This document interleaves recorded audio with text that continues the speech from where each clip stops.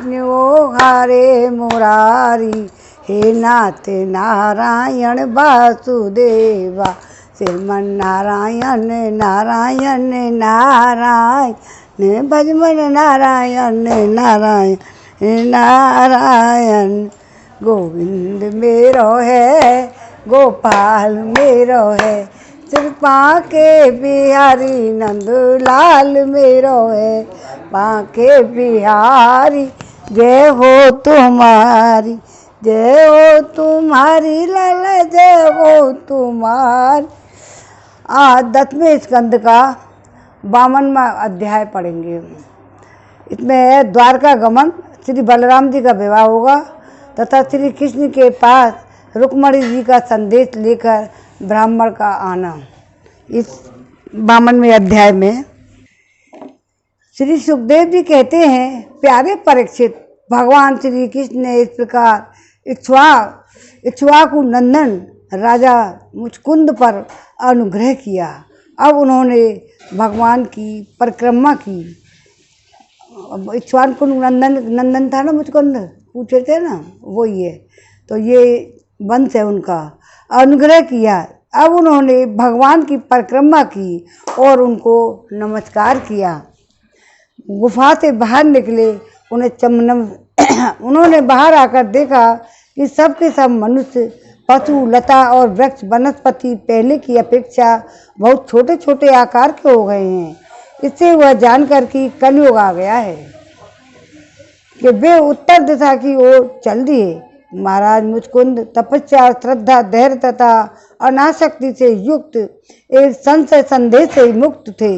वे अपना चित्त भगवान श्री कृष्ण में लगाकर गंधमादन पर्वत पर जा पहुँचे। भगवान नर नारायण के नित्य निवास स्थान बद्रिका आश्रम में जाकर बड़े शांत भाव से गर्मी सर्दी आदि द्वंद्व में सहते हुए वे तपस्या के द्वारा भगवान की आराधना करने लगे। इधर भगवान श्री कृष्ण मथुरापुरी में लौट आए। अब तक कालियावन की सेना ने उसे घेर रखा था। अब उन्होंने मलेच्छों की सेना का संहार किया और उसका सारा धन छीन कर द्वारका को ले चले। जिस समय भगवान श्री कृष्ण के आज्ञा अनुसार मनुष्यों और बैलों पर वह धन ले जाया जाने लगा, उसी समय मगधराज जरासंध फिर 18वीं बार 23वीं अक्षौणी सेना लेकर आदमगा। परीक्षित, शत्रु सेना का प्रबल वेग देखकर भगवान श्री कृष्ण और बलराम मनुष्यों की सी लीला करते हुए उसके सामने से बड़ी फुर्ती के साथ भाग निकले। भगवान श्री कृष्ण को तो मालूम था कि जब ये कालियावन आया है तो वो भी हमारी कमजोरी समझकर आएगा। जरासंध आ गया उसी समय, तो उनके मन में तनिक भी भय न था। फिर भी मानो अत्यंत भयभीत हो गए हों। इस प्रकार का नाटक करते हुए वह सब के सब धन वहीं छोड़कर अनेकों योजनों तक अपने कमल दल के समान सुकोमल चरणों से ही पैदल भागते चले गए।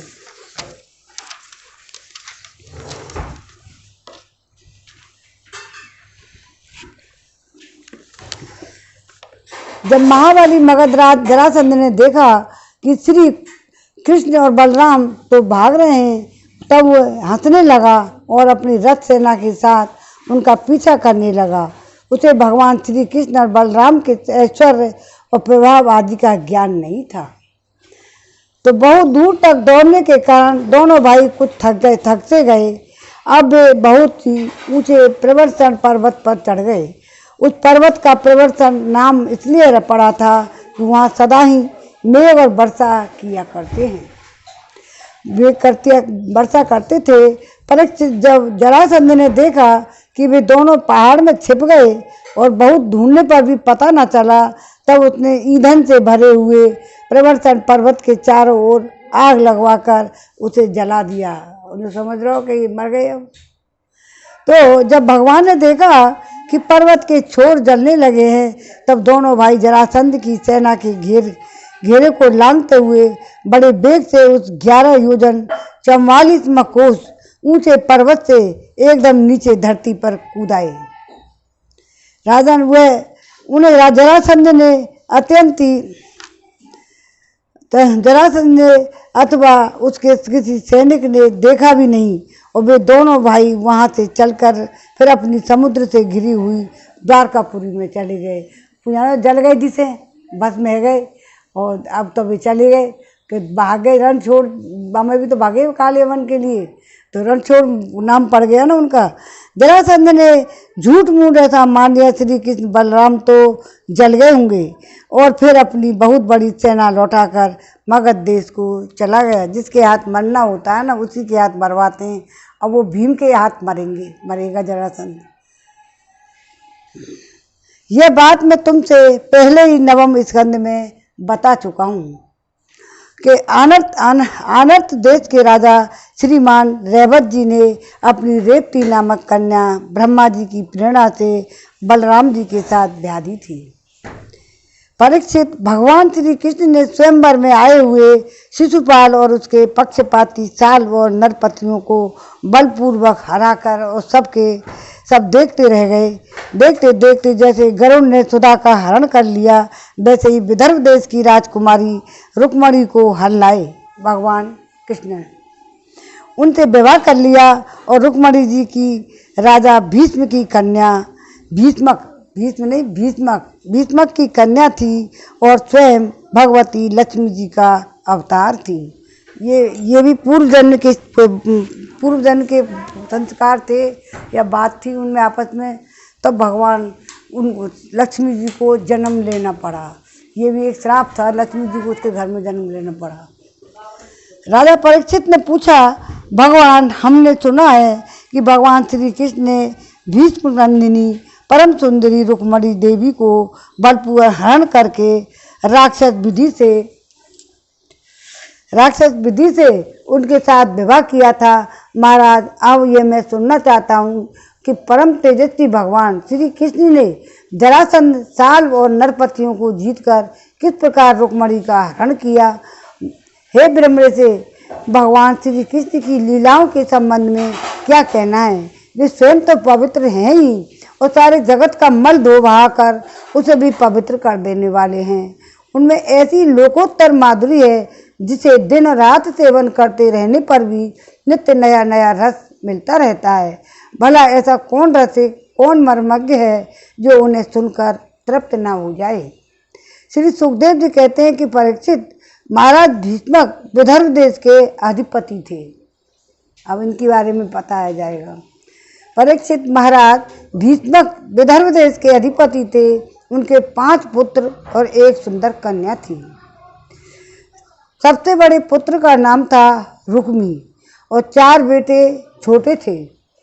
रुक्मणी का बड़ा भाई था और 4 भाई और थे छोटे, जिनके नाम थे क्रमश रुक्मर्थ, रुक्मभाऊ, रुक्मकेश और रुक्ममाली।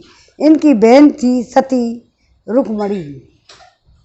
जब उसने भगवान श्री कृष्ण के सौंदर्य और पराक्रम, गुण और वैभव की प्रशंसा सुनी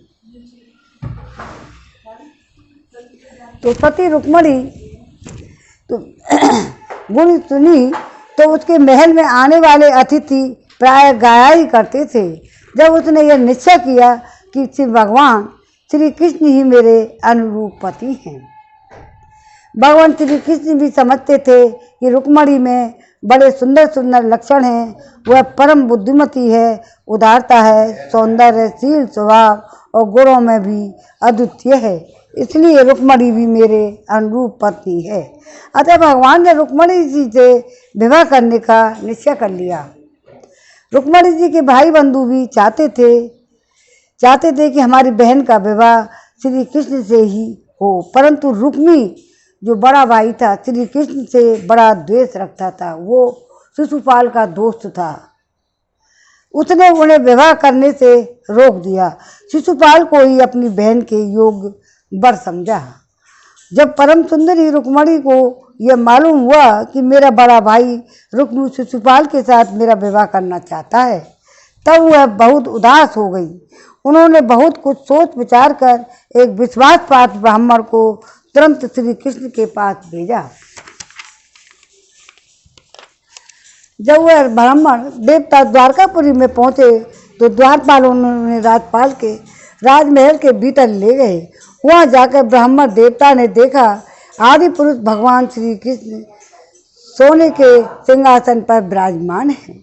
ब्राह्मणों के परम भक्त भगवान श्री कृष्ण उन ब्राह्मण देवता को देखते ही अपने आसन से नीचे उतर गए और उन्हें अपना आसन बैठाकर वैसे ही पूजा की जैसे देवता लोग उनकी भगवान से किया करते हैं।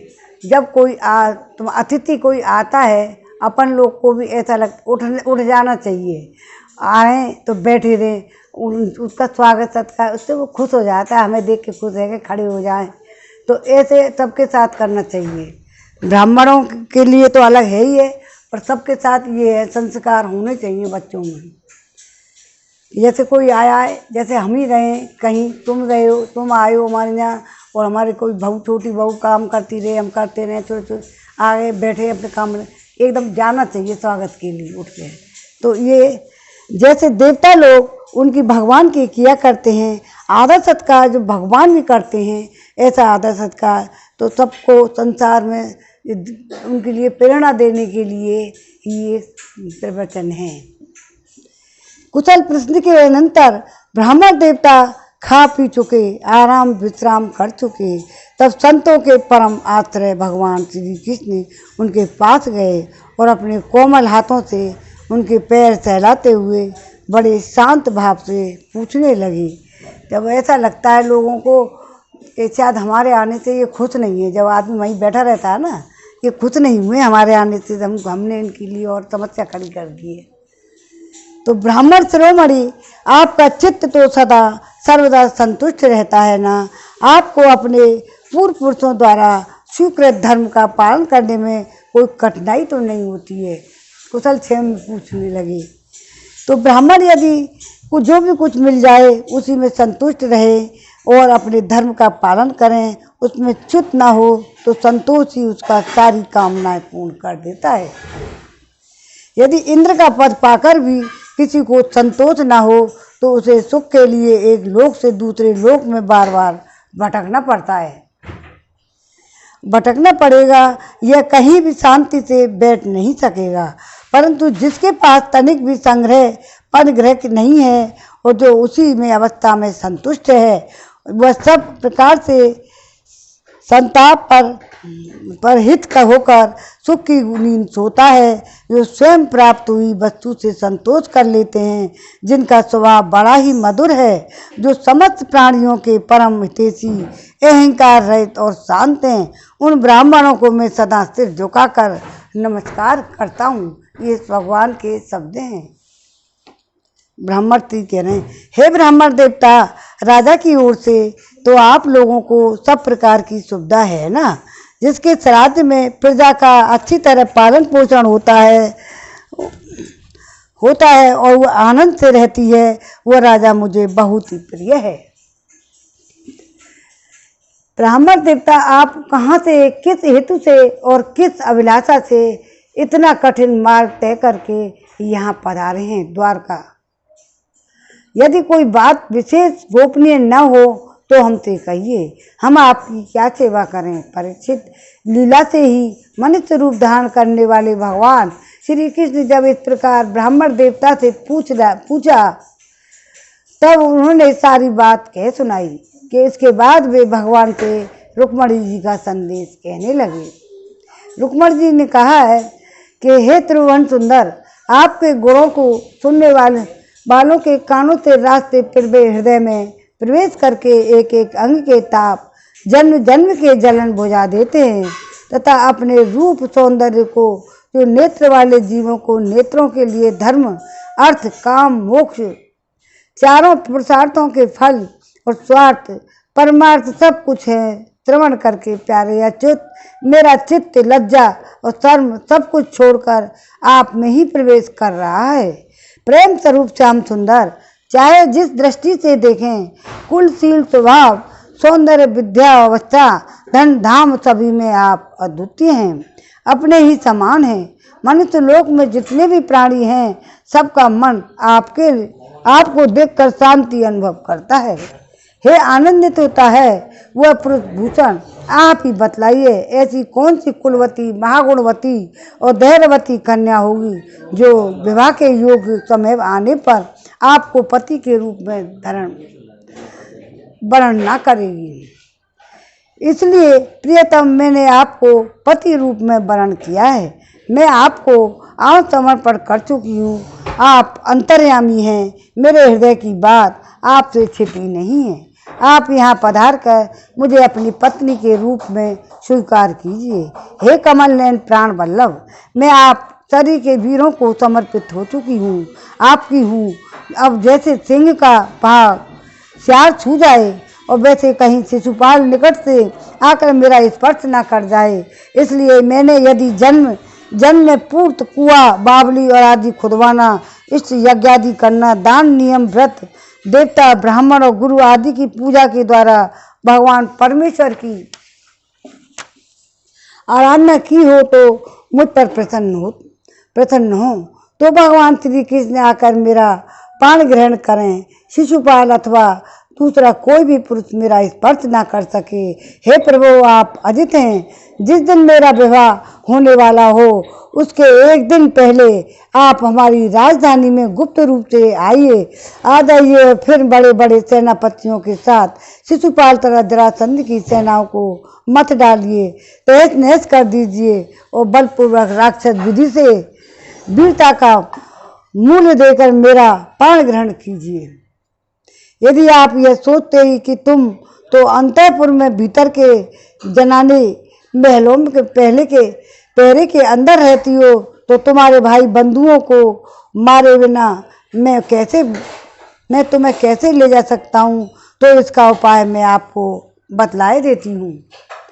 रुक्मणी जी ने संदेश में ही सब कुछ बता दिया है। हमारे कुल का ऐसा नियम है कि विवाह के पहले दिन कुल देवी का दर्शन करने के लिए एक बहुत बड़ी यात्रा होती है। जुलूस निकलता है जिसमें विवाही जाने वाली कन्या को दुल्हन के नगर के बाहर गिरजा देवी के मंदिर में जाना पड़ता है। वो आज भी कन्या जाती हैं गौरी पूजन करने के लिए। कमल नयन उमापति भगवान शंकर के समान बड़े बड़े महापुरुष भी आज शुद्धि के लिए आपके चरण कमलों की धूल से स्नान करना चाहते हैं। यदि मैं आपका और वह प्रसाद आपकी वह चरण धूल नहीं प्राप्त कर सकी तो व्रत द्वारा शरीर को सुखाकर मैं अपने प्राण छोड़ दूंगी, चाहे आप उसके लिए सैकड़ों जन्म ही क्यों ना लेने पड़े। कभी ना कभी तो आपका वह प्रसाद अवश्य ही मिलेगा। ब्राह्मण देवता ने कहा, यदुवंश शिरोमणि, अहो, यह रुक्मणी के अत्यंत गोपनीय संदेश है जिन्हें लेकर मैं आपके पास आया हूँ। इसके संबंध में जो कुछ आपको करना है और ना वो विचार कर लीजिए, तुरंत ही उसके कार्य के अनुसार कार्य कीजिए। श्रीमन नारायण नारायण नारायण भजमन नारायण नारायण नारायण, गोविंद मेरो है गोपाल मेरो है, श्री बांके बिहारी नंद लाल मेरो है, बांके बिहारी जय हो तुम्हारी। अब 52वां अध्याय में विराम हो गया है। 53वां अध्याय पढ़ूं, दीपक जलवा दूं। हाँ, शुरू करो। अब 53वां अध्याय 10वें स्कंद का, इसमें रुक्मणी हरण होगा। रुक्मणी हरण ही होगा, आज विवाह नहीं हो पाएगा। तो श्री सुखदेव जी कहते हैं कि परीक्षित, भगवान श्री कृष्ण ने विदर्भ राजकुमारी रुक्मणी जी का यह संदेश सुनकर अपने हाथ से ब्राह्मण देवता का हाथ पकड़ लिया और हंसते हुए यूँ बोले। भगवान श्री कृष्ण ने कहा, हे ब्राह्मण देवता, जैसे विदर्भ राजकुमारी ने मुझे चाहती हैं वैसे ही मैं भी उन्हें चाहता हूँ। मेरा चित्त उन्हीं में लगा हुआ है, तो कहाँ तक कहूँ। मुझे रात के समय नींद तक नहीं आती। मैं जानता हूँ कि रुक्मी ने देश बस मेरा विवाह रोक दिया है, परंतु ब्राह्मण देवता आप देखिएगा जैसे लड़कियों को लकड़ियों को मत कर एक पर दूसरे से रगड़ कर मनुष्य उनमें से आग निकाल लेता है, वैसे ही युद्ध में उन नामधारी क्षत्रिय कुल कलंकों को तहस नहस करके अपने से प्रेम करने वाली परम सुंदरी राजकुमारी को मैं निकाल लाऊंगा। हे सुखदेव, श्री सुखदेव जी कहते हैं, परीक्षित, मधुसूदन श्री कृष्ण ने यह जानकर कि रुक्मणी के विवाह की लग्न परसों रात्रि में ही है और सारथी की आज्ञा दी कि दारुक तनिक भी विलंब न करके रथ जोत लाओ, और दारुक भगवान के रथ में शैव्य और सुग्रीव मेघ पुष्प और बालहक नाम के 4 घोड़े जोत कर उसे ले आया। हाथ जोड़कर भगवान के सामने खड़ा हो गया। सूर्यनंदन श्री कृष्ण ब्राह्मण देवता को पहले रथ पर चढ़ाकर फिर आप भी सवार हुए और उन्हें शीघ्रगामी घोड़ों के द्वारा एक ही रात में आनर्त देश में विदर्भ देश में जा पहुँचे। कुंडल नरेश भगवान भीष्मक के अपने बड़े लड़के रुक्मी के स्नेहवश अपनी कन्या शिशुपाल को देने के लिए विवाह उत्सव की तैयारी करने लगे। वैसे पिताजी की इच्छा नहीं थी कि माँ शिशुपाल को दी जाए, तो नगर के राजपथ, चौराहे और गली कूचे झाड़ बहार दिए गए, उन पर छिड़काव किया गया चुका था। चित्र विचित्र रंग बिरंगे छोटी बड़ी झंडियाँ पताकाएं लगा दी गईं, तोरण भी बांध दिए गए।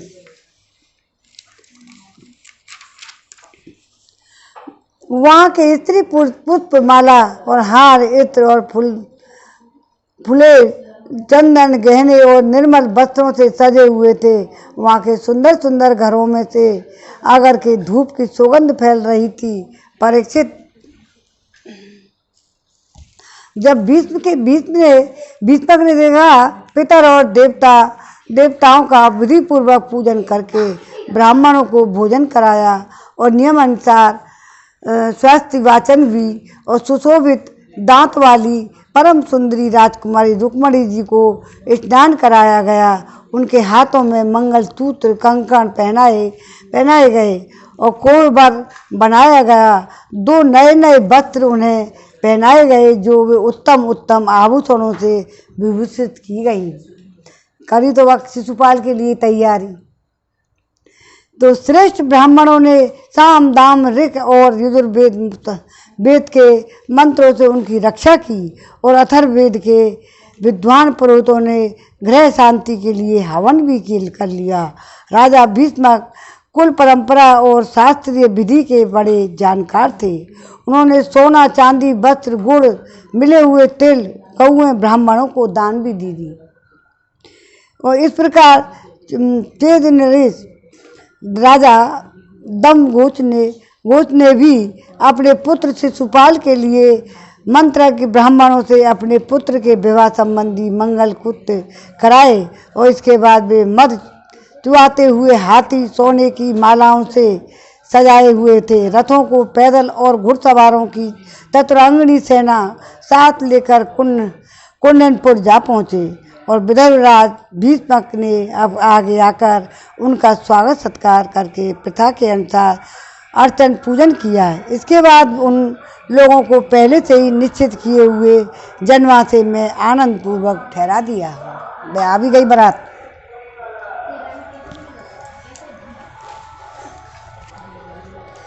कुंड में पहुँचे विदर्भराज भीष्मक ने आगे जाकर उनका स्वागत सत्कार और प्रथा के अनुसार अर्चन पूजन किया। इसके बाद उन लोगों ने पहले से ही निश्चित किए हुए जनवासे में आनंद पूर्वक ठहरा दिया। उस बारात में साल्व, जरासंध, दंत्रवक्त्र, विदुरथ और पौंडक आदि शिशुपाल के सहस्त्रों मित्र नरपति आए थे, जो सारे के सारे उनके ही विरोधी थे, भगवान कृष्ण के। वे सब राजा श्री कृष्ण और बलराम जी के विरोधी थे। राजकुमारी रुक्मणी शिशुपाल को ही मिले, इस प्रकार विचार से आए थे युद्ध करने की वजह से। उन्होंने अपने मन में यह पहले से ही निश्चय कर रखा था, यदि श्री कृष्ण बलराम यदुवंशियों के साथ आकर कन्या को हरने की चेष्टा करेगा तो हम सब मिलकर उससे लड़ेंगे। यही कारण था कि उन राजाओं ने अपनी अपनी पूरी सेना और रथ घोड़े हाथी आदि से सभी अपने साथ लेकर आए थे। फिर छोड़ेंगे ना तो क्या करेंगे, हराना ही करेंगे ऐसे पैसे तो। विपक्षी राजाओं की तैयारी का पता भगवान बलराम जी को लग गया था। जब उन्होंने यह सुना कि भैया श्री कृष्ण अकेले ही राजकुमारी का हरण करने के लिए चले गए हैं, तब उन्हें अब वहाँ लड़ाई झगड़े की बड़ी आशंका हुई। यदि भी वे श्री कृष्ण का बल विक्रम जानते थे, फिर भी भ्रातृ स्नेह से उनका हृदय भरा आया। वे तुरंत ही हाथी घोड़े रथ और पैदल की भारी भारी चतुरंगनी सेना परास्ती लेकर कुंदनपुर पहुँच के लिए चल दिए। वे भी आ गए। जब परम सुंदरी रुक्मणी जी भगवान श्री कृष्ण के शुभागमन की प्रतीक्षा कर रही थी, उन्होंने देखा श्री कृष्ण तो कौन कहे अभी ब्राह्मण देवता भी नहीं लौटे, तो वे बड़ी चिंता में पड़ गए। ब्राह्मण देवता भी तो उन्हीं के साथ आए थे। सोचने लगी, आओ अब मुझ पर अभागिनी के विवाह में केवल एक रात की देरी है, परंतु मेरे जीवन सर्वत्र कमल नयन भगवान अब भी नहीं पधारे। इसका क्या कारण हो सकता है? साक्षात लक्ष्मी ही थी जो रुक्मणी। कुछ निश्चय नहीं मालूम पड़ता। यही मेरे संदेश ले जाने वाले ब्राह्मण देवता भी अभी तक नहीं लौटे। इसमें संदेह नहीं कि भगवान श्री कृष्ण का स्वरूप परम शुद्ध है और विशुद्ध पुरुष ही उनसे प्रेम कर सकते हैं। उन्होंने मुझ में कुछ न कुछ बुराई देखी होगी, तभी तो मेरे साथ पकड़ने के लिए, मुझे स्वीकार करने के लिए उद्यत होकर यहाँ पर नहीं पधार रहे हैं। ठीक है, मेरे भाग में ही मंद है। विधाता भगवान शंकर भी मेरे अनुकूल नहीं जान पड़ते। यह भी संभव है कि रुद्र पत्नी गिरिजा कुमारी सती पार्वती जी मुझसे अप्रसन्न हो गई हैं। परीक्षित रुक्मणी जी इसी उधेड़ बुन में पड़ी हुई थी। उनका संपूर्ण मन, उनके सारे मनोभाव भक्त मन चोर भगवान ने चुरा लिए थे। उन्होंने उन्हीं को सोचते सोचते अभी समय है ऐसा समझकर अपने आंसू भरे नेत्र बंद कर लिए। परीक्षित, इस प्रकार रुक्मणी जी भगवान श्री कृष्ण के सुगमन की प्रतीक्षा कर रही थी।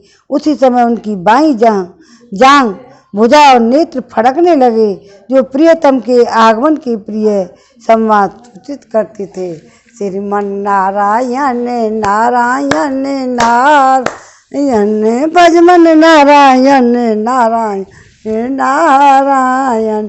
इतने में ही भगवान श्री कृष्ण के भेजे हुए ब्राह्मण देवता आ गए और उन्होंने अंतःपुर में राजकुमारी रुक्मणी को इस प्रकार देखा मानो कोई ध्यानमग्न देवी हो। सती रुक्मणी जी ने देखा कि ब्राह्मण देवता का मुख प्रफुल्लित है, उनके मन और चेहरे पर किसी प्रकार की घबराहट नहीं है। वे उन्हें देखकर लक्षणों से ही समझ गई कि भगवान श्री कृष्ण आ गए। फिर प्रसन्नता से मिल खिलकर उन्होंने ब्राह्मण देवता से पूछा। तब ब्राह्मण देवता ने निवेदन किया कि भगवान श्री कृष्ण यहाँ पधार गए हैं और उनकी भूरी भूरी प्रशंसा की। यह भी बताया कि राजकुमारी जी आपको ले जाने को उन्होंने सत्य प्रतिज्ञा की है। भगवान के शुभागमन का समाचार सुनकर रुक्मणी जी का हृदय आनंदित तरीकत से भर गया और उन्होंने अपने उसके बदले में ब्राह्मण के लिए भगवान के अतिरिक्त कुछ प्रिय न देखकर उन्होंने केवल नमस्कार कर लिया, अर्थात जगत की समग्र लक्ष्मी ब्राह्मण देवता को सौंप दी। जब राजा भीष्मक ने सुना कि भगवान श्री कृष्ण और बलराम जी मेरी कन्या का विवाह देखने के लिए उत्सुकतावश यहाँ पधारे हैं, तब उतरी पेरी आदि बाजे बजवाते हुए पूजा की सामग्री लेकर उन्होंने उनकी अगवानी की और मधुर के निर्मल वस्त्र और उत्तम उत्तम भेंट देकर विधि पूर्वक उनकी पूजा की। भीष्मक जी ने बड़े बुद्धिमान थे, भगवान के प्रति उनकी बड़ी भक्ति थी। उन्होंने भगवान की सेना और साथियों से के सहित समस्त सामग्रियों को युक्त निवास स्थल में ठहराया, उनका यथावत आतिथ्य सत्कार किया। विदर्भराज भीष्मक भीष्मक जी के यह निमंत्रण में जितने राजा आए थे उन्होंने उनके पराक्रम, अवस्था, बल और धन के अनुसार सारी इच्छित वस्तुएं देकर सबका खूब सत्कार किया। विदर्भ देश के नागरिकों ने जब सुना कि भगवान श्री कृष्ण यहाँ पधारे हैं, तब वे लोग भगवान के निवास स्थान पर आए, अपने नैनों को अंजलि में भर भर कर उनके बंधनवार का मधुर मकरंद रस पान करने लगे। अब इसमें पूरा की पूरा बताया है ना, पर उनके वो भी आए थे और चोरी छुपे आए भले, पर अब आ गए सामने, उनका भी सादर आदर सत्कार हो रहा है। वे बुलाते हैं ना, शादी में निमंत्रण देते हैं आजकल, लोग सब तरफ के आते हैं, तो बिना ये बात पर तो थोड़ी कोई ये हर के ले जाएंगे मेरी बेटी है। तो आपस में कुछ कहने की बातचीत करते थे। रुक्मणी इन्हीं की अर्धांगिनी होने के योग्य हैं, और जो कह रहे हैं लोग इन्हीं की होनी चाहिए ही, और कौन बुला लियो शिशुपाल। तो परम पवित्र मूर्ति श्याम सुंदर रुक्मणी जी के ही योग्य पति हैं, दूसरी कोई इनकी पत्नी होने के योग्य नहीं है। यदि हमने अपने पूर्व जन्म और इस जन्म में कुछ ऐसे अक्षत कर्म किया हो तो त्रिलोक विधाता भगवान हम पर प्रसन्न हो और ऐसी कृपा करें कि श्याम सुंदर ही श्री कृष्ण ही विदर्भ राजकुमारी रुक्मणी जी का पार ग्रहण करें। लोग वाक जनता भी ऐसी कह रही है वहाँ की। तो परीक्षित जिस समय प्रेम परवश होकर पूर्ववासी लोग परस्पर इस प्रकार की बातचीत कर रहे थे, उसी समय रुक्मणी जी अंतःपुर से निकलकर देवी जी के मंदिर की ओर चली। बहुत से सैनिक उनकी रक्षा में नियुक्त थे। वे प्रेम मूर्ति श्री कृष्ण चंद्र के चरण कमलों का चिंतन करती हुई भगवती भवानी की याद करके पल्लवों का दर्शन करने के लिए पैदल ही चली। वे स्वयं मौन थी। माताएं तथा सखी सहेलियां सब ओर से उन्हें घेरे हुए थी। सूरवीर राज सैनिक हाथों में अस्त्र शस्त्र उठाए कवच पहने उनकी रक्षा कर रहे थे। उस समय मृदंग, शंख, भोल, तुरई और घेरी आदि बाजे बज रहे थे। अब इनमें से कैसे लेके जाएंगे भगवान। बहुत सी ब्राह्मण पत्नियां पुष्पमाला, चंदन आदि सुगंध द्रव्य गहने कपड़ों से सज कर साथ साथ चल रही थी। अनेकों प्रकार की उपहार तथा पूजन आदि की सामग्री लेकर सहस्त्रों से बारांगनाएं भी साथ थी और गवैया गाते जाते थे। बाजे वाले बाजे बजाते जाते चलते थे। सूत मागध आदि बंदीजन दुल्हन के चारों ओर जय जयकार करते हैं। अब जैसे दूल्हा आता बारात में जब आती है कि नहीं सहेलियाँ लेकर के थाल सजा कर आजकल और फिर स्टेज तक पहुँचती हैं, तो अब वो हिसाब है। तो वो तो मंदिर जा रही हैं, तो जय जयकार करते व्रत बखानते जा रहे थे। देवी जी के मंदिर में पहुंचकर रुक्मणी जी ने अपने कमल के सदृश सुकोमल हाथ पैर धोए, आचमन किया। इसी के बाद बाहर भीतर से पवित्र और शांत भाव से युक्त होकर अंबिका देवी के मंदिर में प्रवेश किया गौरी पूजन के लिए। बहुत सी विधि विधान जानने वाली बड़ी बूढ़ी ब्राह्मणियां उनके साथ थी। उन्होंने भगवान शंकर की अर्धांगिनी भवानी को और भगवान शंकर जी को रुक्मणी जी से प्रणाम करवाया। रुक्मणी जी ने भगवती से प्रार्थना की, अंबिका माता, आपकी गोद में बैठे हुए आपके प्रिय पुत्र गणेश जी को तथा आपको मैं बार बार नमस्कार करती हूँ। आप ऐसे आशीर्वाद दीजिए कि मेरी अभिलाषा पूर्ण हो। भगवान श्री कृष्ण ही मेरे पति हों। इसके बाद रुक्मणी जी को जल, गंध, अक्षत, वस्त्र और पुष्पमाला, हार, आभूषण, अनेकों प्रकार की नैवेद्य भेंट और आरती आदि सामग्रियों से अंबिका देवी की पूजा की। तदंतर उक्त सामग्री से तथा नमक, पुआ, पान, कंठसूत्र, फल और ईख से सुहागिन ब्राह्मणियों को भी पूजा की। पुआ और बने जब ही बना में पूजा पुआ बने ना, वो पुआ पापड़ी बना में खाएं, तेल हो रखा है। तब ब्राह्मणियों ने उन्हें प्रसाद देकर आशीर्वाद दिए। दुल्हन ने ब्राह्मणियों और माता अंबिका को नमस्कार करके प्रसाद ग्रहण किया। पूजा अर्चना की विधि समाप्त हो जाने पर उन्होंने मौन व्रत तोड़ दिया। रत्न जटित अंगूठी से जगमगाते हुए कर कमले के द्वारा एक सहेली के हाथ में पकड़ाकर वे गिरजा मंदिर से बाहर निकली। परीक्षित, रुक्मणी जी भगवान की माया के संबंध में बड़े ही बड़े धीरे वीरों को भी मोहित कर लेने वाली थी। उनका कटिभाग बहुत ही सुंदर और पतला था। मुखमंडल पर कुंडलों की शोभा जगमगा रही थी। वे किशोर और तरुण अवस्था की संधि से स्थित थी। दम पर जड़ायु करधनी शोभायमान हो रही थी। वक्षस्थल पर कुछ उभरे हुए उनकी दृष्टि लटकती हुई अलकों के कारण कुछ चंचल हो रही थी। उनके होठों पर मनोहर मुस्कान थी। उनके दांतों की पांत थी कुंदकली के समान परम उज्जवल, परंतु पके हुए कुंदरू के समान लाल लाल होठों की चमक से उस पर लालिमा आ गई। उनके पांवों के पाजे चमक रहे थे। उनमें लगे हुए छोटे छोटे घुंघरू रुंझुन रुंझुन कर रहे थे। वे अपनी सुकुमार चरण कमलों से पैदल ही राजहंस की गति से चल रही थी। उनकी यह अपूर्व छवि देखकर यहाँ आए हुए बड़े यशस्वी वीर सब मोहित हो गए। कामदेव ने ही भगवान का कार्य सिद्ध करने के लिए अपने बाणों से उनका हृदय जर्जर कर दिया। रुक्मणी जी इस प्रकार इस उत्सव के यात्रा के बहाने मंद मंद गति से चलकर भगवान श्री कृष्ण पर अपना राशि राशि सौंदर्य निछावर कर रही थी।